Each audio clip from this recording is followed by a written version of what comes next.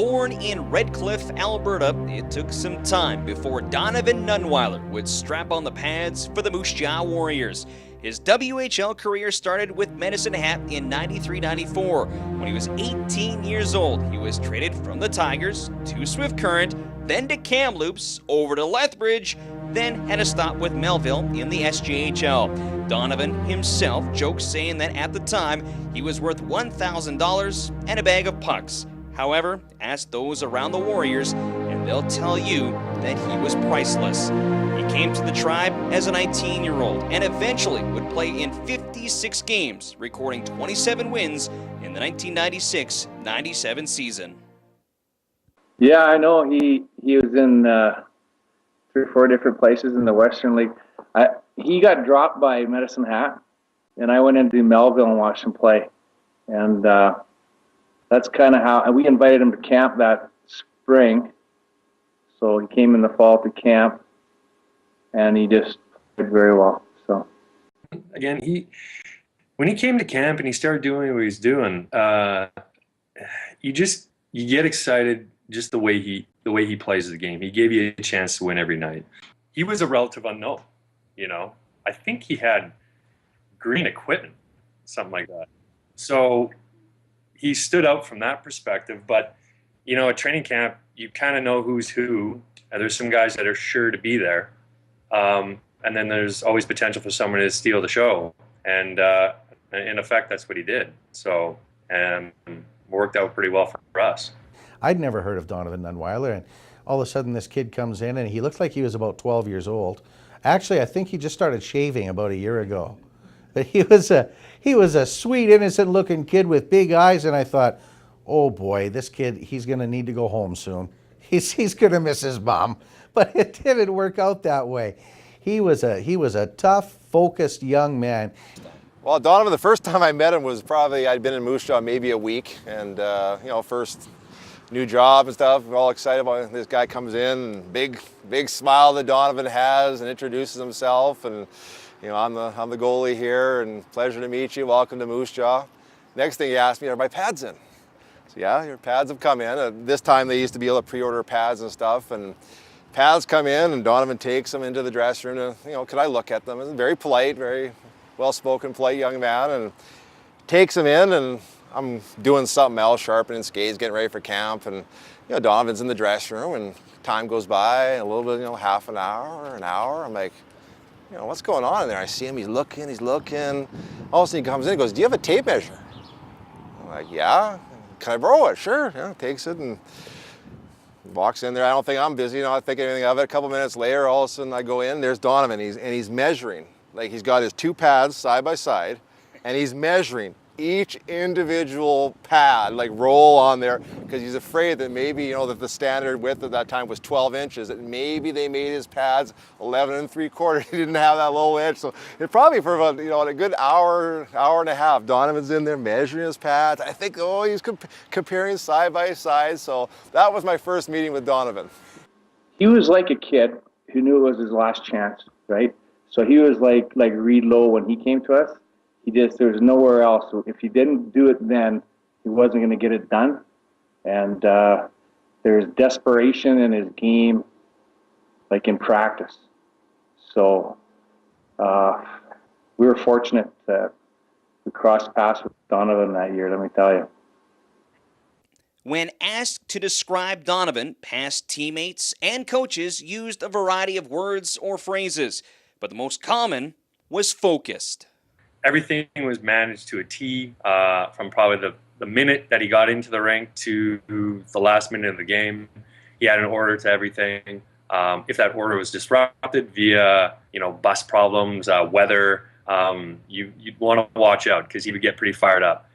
Always business, he was very serious as what he did at his craft. He took it very seriously, from workouts, to stretching, asking questions about, how can I, stretch this muscle? Is there any exercise I can do to make myself better? So he was always focused on what he was doing and what he wanted to do, and always wanted to give his best performance.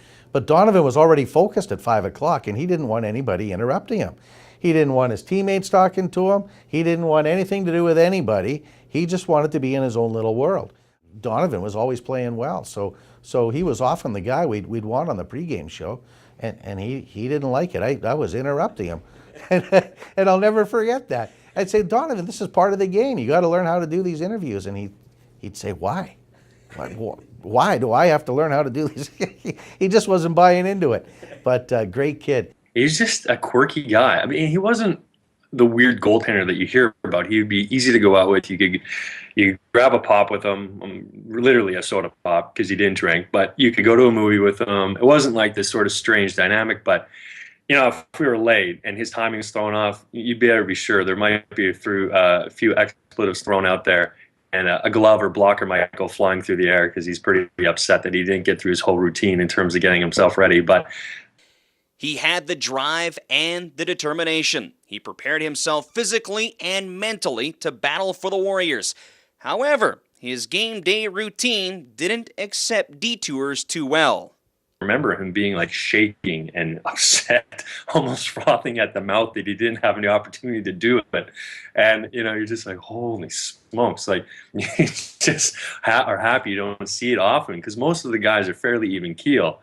And don't get me wrong, he was very even keel. But when that switch was flipped because his routine was thrown, it was something to behold. And we were rolling into, I think it was Swift Currents, one of those kind of bad weather days, and you could see kind of turn around, look at the back of the bus, and you could see him getting agitated, and he was not happy. He came into the room and didn't create a real scene, but you knew he wasn't happy with it, or if there was any kind of changes and stuff, it kind of would get him off. He was very, very set in how he liked to do things and very structured that way. The spotlight is always on the goalies. It's a role that Donovan accepted and ran with. Former coach Al Tour says he was the anchor on their squad. Well, he was endeared by his teammates, which was kind of interesting because he wasn't a partier, wasn't a real outgoing guy, but they all seemed to love him. They respected him because of his work ethic and his smile. He was a vibrant guy coming to the rink. I don't think... I heard him swear one time, and his teammates were shocked. Like, they were shocked that he dropped the F-bomb before a game in Regina one time, and I thought, he looked at me like, Coach, what happened? Did we lose Donovan Nunweiler somewhere? Everything starts from the goalie out. If you don't have a great goalie, it's going to be a long night, a lot of nights. So Donovan always led by example as far as, like you said, doing the routine, doing proper warm-ups, working hard in the workouts. And that, is atypical of a lot of goalies. Most goalies are a little flaky. A lot of them aren't the best conditioned. Some of them either they're really skinny or they're really a little pudgy and stuff. But Donovan was a guy you could always turn to the other guys as an example, or you could say to Donovan, "Hey, can you make sure the guys are doing this in the workout? Or can you help me out with this?" He was the type of guy that if you knew he was working hard and giving his all, you better work hard and give it your all. He wouldn't single anybody out. He wouldn't say anything like that. But just the quality of person that he is and the way he lived his life, you don't want to let him down. So again, as a 20-year-old guy, and me as being a new trainer in the league and trying to learn my way in a new league, he'd be a guy that I could turn to and say, "Hey, Donovan, the room's a real mess. Can you kind of talk to some of the rookies, talk to some of the other guys, or guys aren't putting their skates down, or if there's a workout and guys were slacking or something, you could go to a guy like Donovan and say, hey, get the guys to pick it up." And for him, that was never a problem because he always worked so hard. As many past and present players know, there's pressure to perform on the ice for the Moose Jaw Warriors, but there's also a high priority on becoming a member of the community. Donovan electrified fans at the Civic Center, and that love affair continued off the ice as he's remembered as one of the all-time fan favorites. Well, he just had a real nice personality. He was nice with the kids. The kids would always come down to the rink after practice and games and sign autographs and do everything, and out in the community with the kids. And he was just a special kid, not that he did any more than anybody else did, but he did it with a real smile on his face. He was happy to do it. He was genuine. He was just a pleasure to be around. With Donovan right away, it was, he got in there, dug his hand in firm, glad to meet you, welcome aboard and stuff. It was a real genuine.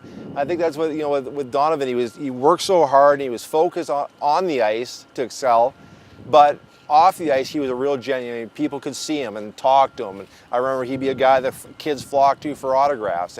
Oh, he was just outstanding. You could tell he put his heart into the game, and did everything he could to stop every puck he could. And the fans just loved him. And like I said, he won his share of games here in Moose Jaw, and became a local hero. And people remember that.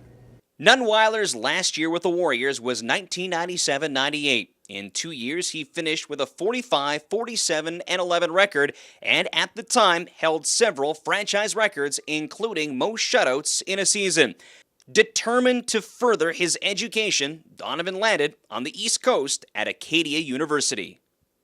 Everybody knows he was a heck of a goaltender. He took us to the conference finals that year in 99-2000, but as a rookie goaltender as well. But the fact that he had a 4.0 grade point average at maybe one of the most or the best academic schools in Canada just shows you what kind of kid that he is. And Donovan's a real smart guy. Like he loved hockey and stuff, but you knew he was a guy that if hockey didn't work out for him, he'd definitely go on and do something else. Just the level of focus for him not to take in his last year of university, to playing eligibility, to focus on his education, also spoke to his character in terms of what he wanted to get done in his life going forward. So all that said, he's a pretty determined, focused guy. I said he's the only guy in the 5 years I played university hockey and the 2 that I coached that I ever seen crack a book on the bus. And he did it on the way to the games, right after the games, and to be able to pitch a shutout after studying chemistry for 3 hours on a bus just is a real testament to the mental fortitude and the mental toughness that he has as a person. Donovan played 2 years with the Axemen. After the 1999-2000 campaign, he made one of the most difficult decisions of his life. He decided to hang up the pads and focus more on his education. He would eventually be accepted into the Faculty of Medicine at the University of Alberta in Edmonton, where he completed his MD. He exchanged his hockey jersey for a lab coat and now owns a medical clinic in Medicine Hat and works as a family physician. I think with having been in Moose Jaw for a good part of my career and stuff, you realize that being a Warrior and being part of that organization and how much it means to the town, and how it's not always about hockey. Their hockey, of course, is the forefront, but it's about the people. I mean, it's a small community, so they get to know the players. Players get to know, you get to know your billets and in town and stuff. So, for a guy like Donovan that was such a big part of that community and a part of their success there, with especially the playoff runs and his on ice.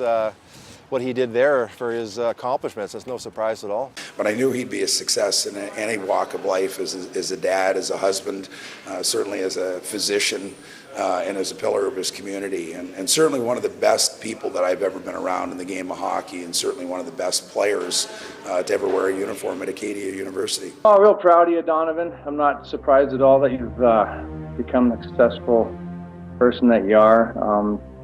Just real happy that you're being honored tonight by some wonderful people in Moose Jaw, and best of luck to you in the future. If you had to design a play or give a young player a handbook and say, okay, this is what you would like to be, because let's be honest, in junior hockey, the amount of players that go through our ranks, most of them aren't going to play in the NHL. So a lot of it is you see these young men come in, they play a sport that they love, and hopefully, maybe they go on and do pro, but if not, hopefully they become good people and good citizens in our community. So a guy like Donovan, and you look at him and those things, characteristics you espoused about a Warrior, I think can translate to any team. Is, again, someone honest, hardworking, committed, both on and off the ice, committed to his community, committed to his teammates, gave everything he could. He's enjoyed success on and off the ice in Moose Jaw and across Western Canada. He's the first goaltender to be inducted into the Moose Jaw Warriors and Legends Hall of Fame. Ladies and gentlemen, Dr. Donovan Nunweiler.